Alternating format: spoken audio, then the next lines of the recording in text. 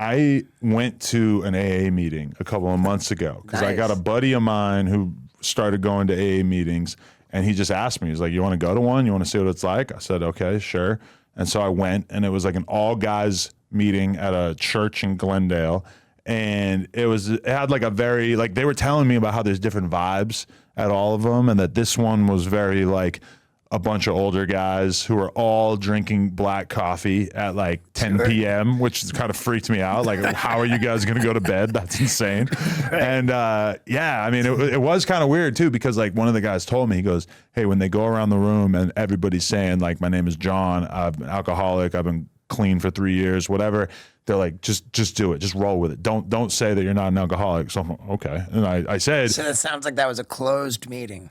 I don't know. Like, I think anybody could kind of show up. Right. But I just said like, yeah, I've been clean since 2019, that is kind of like when the actual partying part of my life stopped, even though I'll still have a few drinks here and there. Would have been so funny if you said, hi, my name's Adam, I'm California sober. Because people really say that a lot now. I've never heard that in a meeting, but it'd be really funny. But, okay, they were telling me that sometimes you go to meetings in like Silver Lake or something, and that you could catch like a super hipster vibe where everybody is like really pompous. Like, what's your average group? Pompous, but like I don't necessarily associate hipster with pompous, but yeah, like, you know, for sure. And like within the sober community, like there's some meetings that people like get straight dolled up to go to, like, you know, like it's like the, you know, the super like cool kid, like, and I absolutely have room in my recovery to go to fun meetings that feel more like social events than meetings. But dude, it's got to be weird for you because it's a fucking Steve-O meet and greet every time you go, right? Like, I'm sure once you've been to it a bunch of times, people start treating you like a normal guy. But like some percentage of the time, it's just got to turn into like, hey, it's Steve-O. Let's hang out with Steve-O. Like, it actually helped me, you know, like to have boundaries. Like if I am at a meeting and someone says, hey, can I get a photo? Like I'm just conditioned to say, out of respect for the program, I don't take photos at meetings. Okay. You know, like if somebody wants me to sign like some, like out of respect for the program, like I don't do that. And the thing, it's crazy too, like in our world, it's like, hey, will you do my podcast? Right. You know, like, or in the comedy world, it's like, hey, will you get on my show at the Laugh Factory and do like 10, 15-minute set, you know, like. And then in the recovery world, it's, hey, will you speak at my meeting? And that's like the main thing. Like when I go out to these meetings, like I know I'm not getting out of there without somebody getting, you know. Right.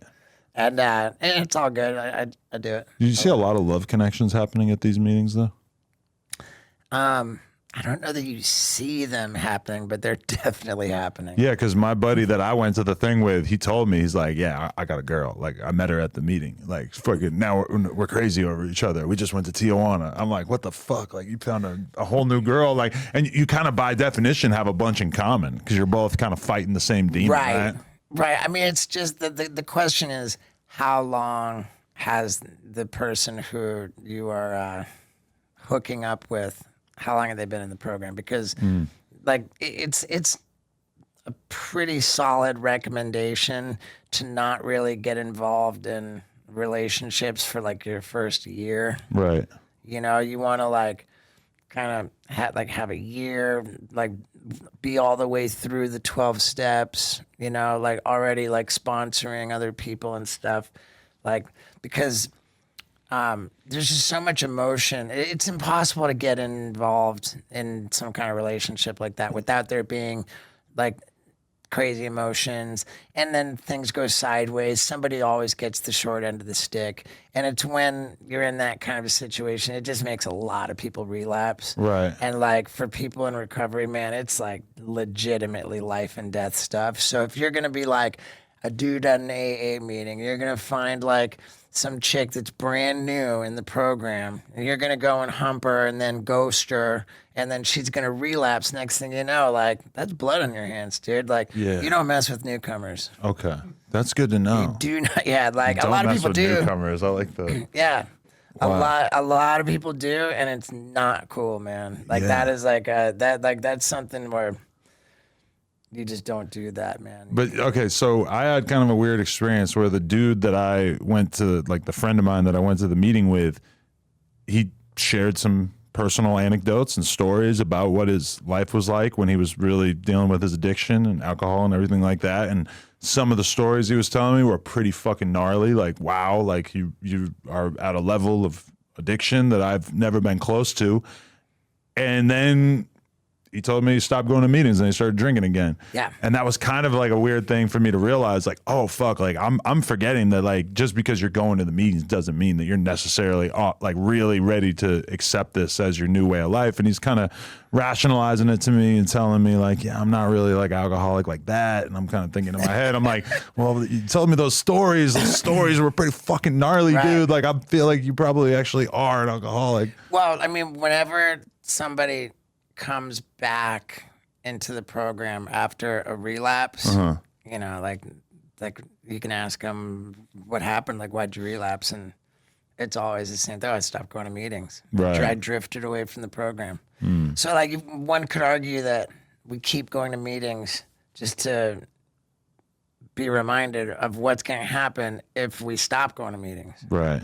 You know, I'm over 15 years in, man. Like, I'm terrified of drifting away. I need everybody to check out NoJumper.com. We officially started a blog. It has in-depth articles about current events, music, etc., plus all of our content in terms of podcasts, interviews, etc. And you can get some exclusive new merch if you check out NoJumper.com. So make sure you tap in.